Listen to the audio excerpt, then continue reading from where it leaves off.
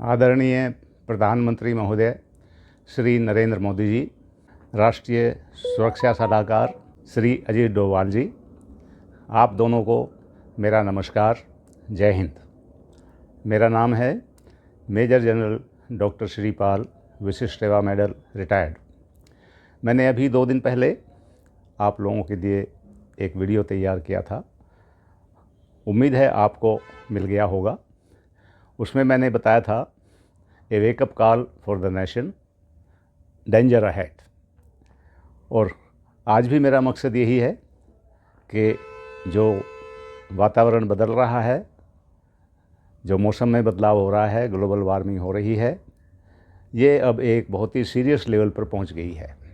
और इसी के बारे में मैंने आपको बताने के लिए ये वीडियो डाला था। आज मैं कुछ और बातें भी आपसे शेयर करना चाहता हूं। मेरा रिकॉर्ड NSA साहब के पास होगा ऑफिस में सारा ही, क्योंकि पिछले 10 सालों से मैं आप लोगों के कांटेक्ट में नहीं हूं। लेकिन उससे पहले करीब पिछले 10 साल से मैं जिस काम में था, मेरा डायरेक्ट या इनडायरेक्ट ताल्लुक़ नेशनल सिक्योरिटी एडवाइज़र से, डिफेंस सेक्रेटरी से और बाकी सब सीनियर ऑफिसर्स से रहा है। मैं ये बताना चाहता हूँ कि अब से करीब 13 साल पहले 2011 में मैंने सेना से रिटायरमेंट ले लिया था। प्रीमेच्योर रिटायरमेंट मैंने अपनी इच्छा से ही लिया था। और उसके बाद लगातार मैं इस फील्ड में काम कर रहा हूँ, जो कार्बन डाइऑक्साइड रिमूवल सिस्टम है, उसी को इम्प्रूव करने में मैं लगा हुआ हूँ। और आज मुझे खुशी है कि मेरे पिछले 13 साल के वनवास के दौरान, मैं इसको वनवास इसलिए कह रहा हूँ क्योंकि मैंने 35 साल OG वर्दी पहनकर तन मन धन से सेवा की है देश की। और ये जो वर्दी का प्रेम है, ये मेरी रग रग में बसा हुआ है, आज भी बसा हुआ है। तो किसी भी मेजर जनरल के लिए जो इतना ब्राइट करियर जिसका रहा हो, लेफ्टिनेंट जनरल के लिए अप्रूव हो रहा हो, तो उसके लिए वर्दी उतार कर सिविल में सेटल होना कोई ख़ास खुशी की बात नहीं थी। पर कुछ सर्कमस्टांसेस थी जिनकी वजह से मुझे ये वनवास लेना पड़ा। जैसे रामचरितमानस में मंथरा ने कैकेयी का चुगली करके कैकेयी माता को राम जी को वनवास दिलाया था, तो उसी तरह शायद हमारी ऑर्गेनाइजेशन में भी कोई मंथरा आई थी जिसने किसी कैकेयी के कान भरे थे। और उस टाइम मैंने डिसाइड किया था कि चलो छोड़ो, बहुत हो गया, अब आगे कुछ और काम करते हैं। तो जैसे अगर रामचंद्र जी को वनवास नहीं होता तो शायद रावण का वध नहीं होता, उसी तरह से आज मैं सोचता हूँ कि अगर 11 साल पहले मैं फ़ौज छोड़ के नहीं आता, मैं वहीं लगा रहा था जो काम मैं कर रहा था, तो शायद ये आज जो पोल्यूशन प्रोटेक्शन टेक्नोलॉजी है, आज ये हमें हासिल नहीं होती। वो बात दूसरी है कि पिछले 13 सालों में जो काम मैं वहाँ करता वो नहीं हो पाया है। पर आज मेरा आप लोगों को कहने का मकसद यही है कि जिस तरह से वो टेक्नोलॉजी जो मैंने बनाई थी जब मैं कैप्टन था, न्यूक्लियर प्रोटेक्शन टेक्नोलॉजी, और ये मैं आपको बताना चाहता हूँ कि किसी भी ऐसी टेक्नोलॉजी को बनाने में बहुत पैसा खर्च होता है, बहुत मेहनत लगती है। श्री APJ अब्दुल कलाम जी, डॉक्टर APJ अब्दुल कलाम मेरे गुरु रहे हैं। मैं साइंटिफिक गुरु मानता रहा हूं उनको, और मैं उनको बहुत प्रणाम करता हूं। लेकिन आज मैं आपको बताना चाहता हूं, उन्होंने टेक्नोलॉजी बनाई, न्यूक्लियर मिसाइल टेक्नोलॉजी। कितना पैसा खर्च हुआ होगा उस टेक्नोलॉजी बनाने में। पूरे डिपार्टमेंट का सपोर्ट उनके साथ था। पूरा DRDO डिपार्टमेंट, जो एक बहुत हाथी की तरह डिपार्टमेंट है, पूरा उनको सपोर्ट था। मैं उनके अपोजिट टेक्नोलॉजी पर काम कर रहा था, न्यूक्लियर प्रोटेक्शन टेक्नोलॉजी, कि अगर दुश्मन की मिसाइल हमारे देश पे गिरे तो हम उससे बचाव कैसे कर सकते हैं। और इस टेक्नोलॉजी में उस वक्त या आज भी कोई डिपार्टमेंट काम नहीं कर रहा है। ये मेरा एक अकेले का प्रयत्न था। मैंने अपने खर्चे पर, पर्सनल खर्चे पर PhD किया, आगे रिसर्च किया, और मैं लगातार इस पर काम करता रहा। और ये देखिए, मैंने 85 से मैं इसमें काम करता रहा था टेक्नोलॉजी पे। गवर्नमेंट को भी मालूम था, गवर्नमेंट को मैंने रिपोर्ट भी भेजी थी कि इस पे काम कर लीजिए। लेकिन 85-88 से लेकर के 2001 तक भी कोई काम नहीं हुआ था। और ये मैं पहले लेटर में आपको लिख चुका हूँ। आप ज़रा सिनेरियो देखिए 2001-2002 में, उस टाइम पर हमारे देश में कुछ हलचल हुई थी, सिचुएशन गड़बड़ा रही थी कुछ, और उस सिचुएशन को मेरी इस टेक्नोलॉजी ने संभाला था। और उस टाइम मुझे पिकअप किया गया था कर्नल रैंक से, और कर्नल टू मेजर जनरल मैं वही इम्पोर्टेंट काम कर रहा था जो आप लोगों ने मुझे असाइन किए थे। तो आज भी इस टेक्नोलॉजी को, जो ये पोल्यूशन प्रोटेक्शन वाली टेक्नोलॉजी है, कार्बन डाइऑक्साइड और बाकी पोल्यूशन को रिमूव करने वाली टेक्नोलॉजी है, आज ये सफलता के परिणाम पे मैं इसको ले आया हूँ। मेरे को as a soldier, as a engineer, as a scientist जो काम करना था मैं कर चुका हूँ। आज मैं क्यों आपसे बताना चाह रहा हूँ ये बात, क्योंकि अब इससे आगे इस टेक्नोलॉजी को मैं मोदी जी आपको समर्पित करना चाहता हूँ, देश को समर्पित करना चाहता हूँ। इसका आगे का कार्यक्रम आप ही संभाल सकते हैं। आप संभालिए इस टेक्नोलॉजी को, देश के लिए इस्तेमाल कीजिए, और खाली देश के लिए नहीं, ये दुनिया के लिए अब काम आने वाली चीज़ है। मोटे तौर पे बताना चाहता हूँ, ज़्यादा डिटेल में नहीं जाऊँगा। जितने भी एयर कंडीशन बिल्डिंग होती हैं, जितने भी कमर्शियल बिल्डिंग हो, रेजिडेंशियल बिल्डिंग हो, उसमें 50 से 70% लोड, जो पावर का लोड है, वो सिर्फ एयर कंडीशनिंग पे होता है। ये सबको मालूम है। बाकी 30 से 50% लोड बाकी लाइट का, पंखों का होता है, लेकिन 50 से 70% लोड है एयर कंडीशनिंग, कूलिंग का, हीटिंग का। इस टेक्नोलॉजी को यूज़ करके, जो बंकरमैन की टेक्नोलॉजी अभी मैंने याद की है, इसको यूज़ करके एयर कंडीशनिंग लोड को हम 50 से 60% तक कम कर सकते हैं।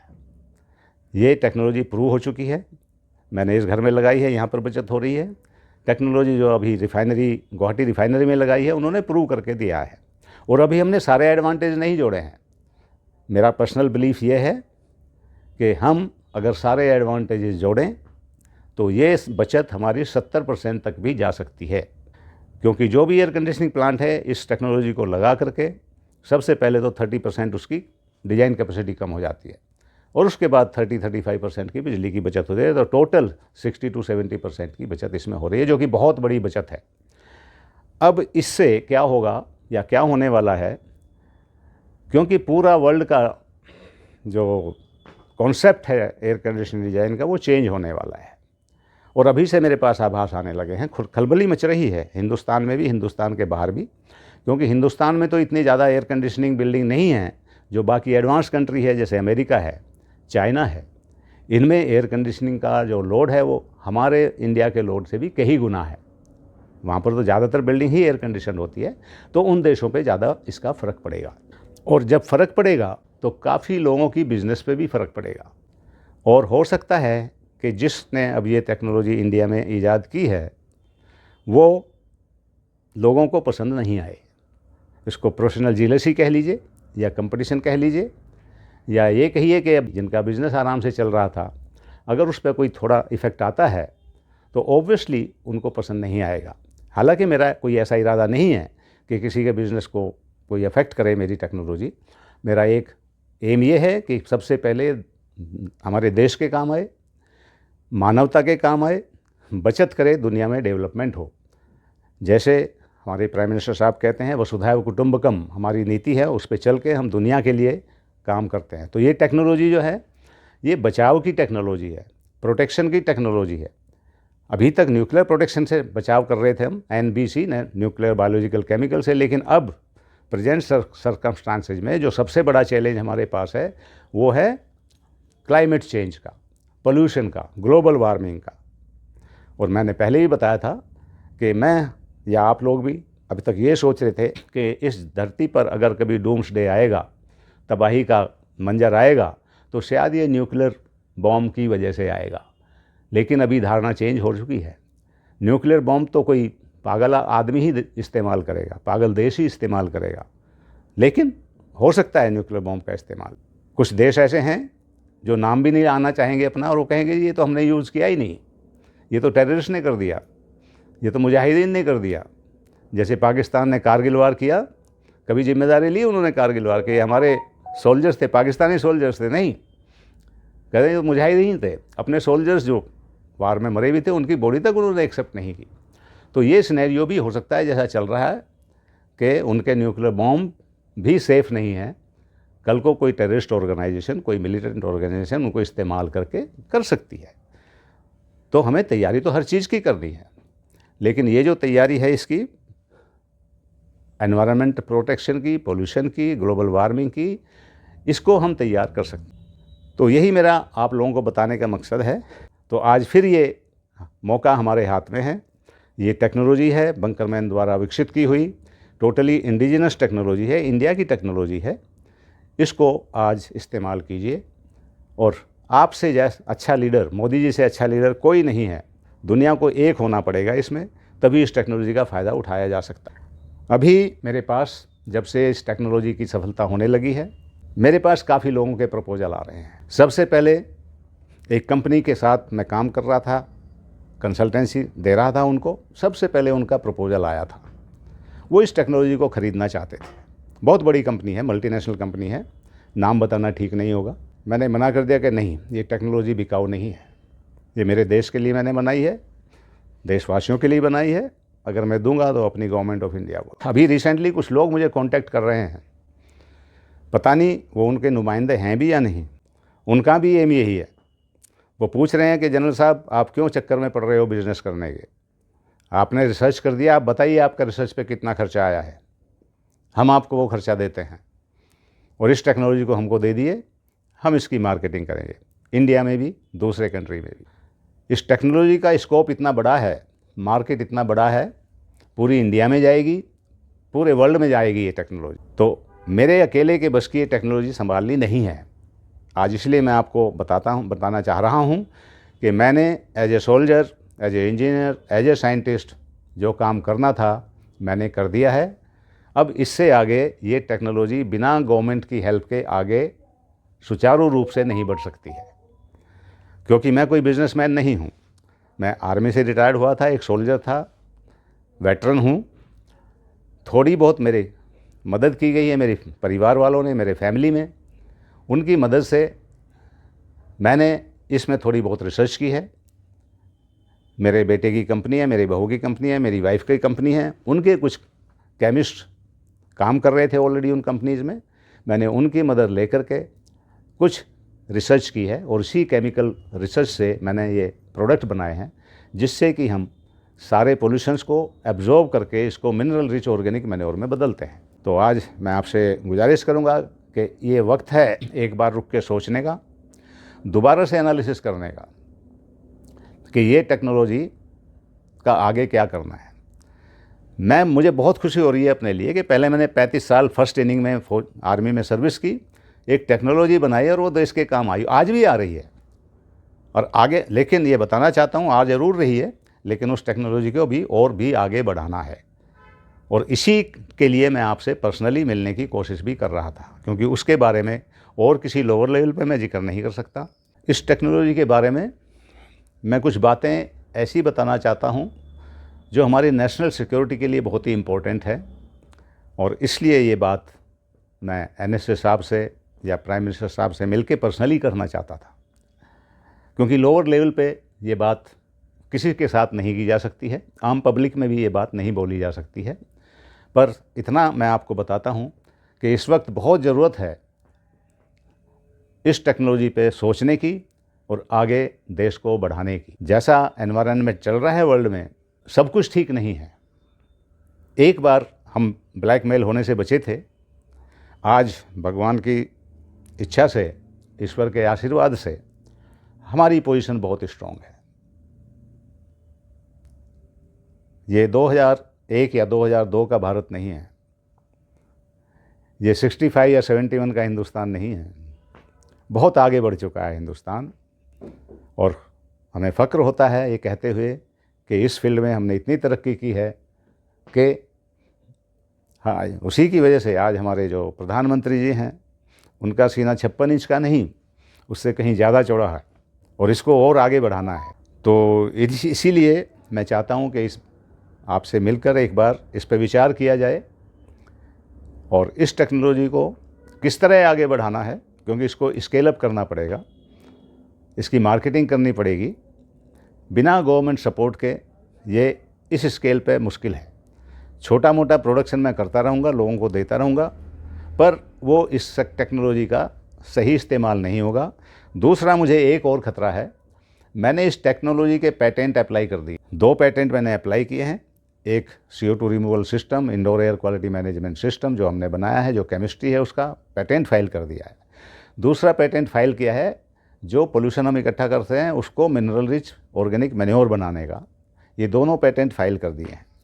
लेकिन पेटेंट सेफ़ कितने रहते हैं ये आप सबको पता है, इसलिए ये भी मैं गवर्नमेंट को मैं सुपुर्द करता हूँ ये अपनी टेक्नोलॉजी, कि आगे ये टेक्नोलॉजी को संभालिए, इसके पेटेंट की सुरक्षा भी कीजिए, क्योंकि किसी भी टेक्नोलॉजी को कॉपी होने में देर नहीं लगेगी।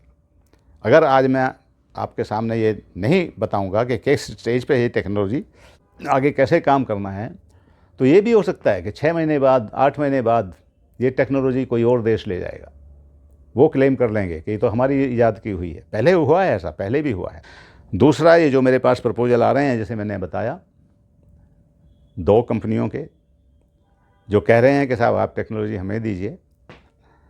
एक बड़ा सरप्राइजिंग प्रपोजल एक आदमी का आया है मेरे पास। उनसे मैंने थोड़ा जिक्र किया कि मैं गवर्नमेंट्स के 2 साल से पीछे पड़ा हूँ कि भाई इस टेक्नोलॉजी के बारे में सोचिए, समझिए। मैं प्राइम मिनिस्टर को भी पिछले 2 साल से लेटर लिख रहा हूँ, 4 रिमाइंडर भी दे चुका हूँ, पर कोई रिप्लाई नहीं आ रहा है। उसने मुझे सजेस्ट किया, अरे क्यों मोदी जी के पीछे पड़े हो आप, छोड़ो मोदी जी को, मैं आपकी मुलाकात एक और वर्ल्ड लीडर से कराता हूँ जो पर्यावरण में बहुत इच्छुक है, और वो तो आपकी इस टेक्नोलॉजी को हाथों हाथ उठा लेंगे। मैंने वहीं उनको नमस्कार किया कि भाई साहब ऐसा सजेशन भी मत दीजिए, मैं एक फ़ौजी आदमी हूँ, पूरी ज़िंदगी मैंने इंडियन आर्मी में सर्विस की है, और देश हमारे लिए प्राथमिकता हमेशा देश की रहती है।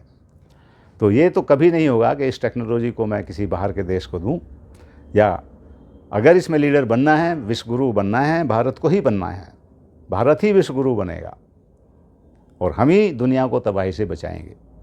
तो मोदी जी, मैं स्पष्ट शब्दों में आज आपको रिक्वेस्ट करता हूँ, ये मौका है आपके पास, लीजिए इस टेक्नोलॉजी को, संभालिए, अपने जो आपके सलाहकार हैं उन लोगों से डिस्कस कीजिए। अगर इसमें कुछ कमी है तो मुझे बताइए, हम मिलकर इसको कमी को दूर करेंगे, इसको और इम्प्रूव करेंगे, आगे बढ़ेंगे। अगर आप लोगों के सबके दिमाग में ये टेक्नोलॉजी है कि बेकार है, तो फिर इसको डंप कीजिए। मैं भी तैयार हूँ, I will surrender it, but कम से कम इसको डंप करने से पहले मुझे बताइए कि क्या कमी है इस टेक्नोलॉजी में और क्यों हम इसको इस्तेमाल नहीं कर सकते हिंदुस्तान में। जिस ऑर्गेनाइजेशन में मैंने सर्व किया है इतने साल, जिनके लिए मैंने ये टेक्नोलॉजी बनाई थी, अगर उनको भी हेजिटेशन है आज इसको इस्तेमाल करने में, तो क्या कारण है उसका क्वेश्चन करना चाहिए। जो टेक्नोलॉजी की कीमत करोड़ों रुपए में थी, आज उसको मैं लाखों में ले आया हूँ, तो क्या कारण है कि आज मेरे 1.5-2 लाख की टेक्नोलॉजी वाले इक्विपमेंट ना खरीद कर वो लोग करोड़ों के इक्विपमेंट खरीद रहे हैं, इंपोर्ट कर रहे हैं। इंपोर्ट से काम नहीं चलेगा। जैसे वर्ल्ड का सिनेरियो चल रहा है, जिस तरह से इक्वेशन बदल रही है, कभी भी कोई भी कंट्री आपका इंपोर्ट बंद कर सकती है, एक्सपोर्ट बंद कर सकती है किसी भी हालत में। उस टाइम क्या करेंगे आप? अटक जाएंगे। हमें फ़ॉरेन इक्विपमेंट पे निर्भर नहीं रहना है। ये तो मोदी जी आप ही सिखा रहे हैं, स्वावलंबी बनना है हमको। तो अगर स्वावलंबी बनना है तो फिर इंडिजिनस टेक्नोलॉजी को, इंडियन टेक्नोलॉजी को अपनाने में इतना रेजिस्टेंस क्यों है? तो इस बात के ऊपर सोच के हमें आगे बढ़ना है। धन्यवाद। जय हिंद।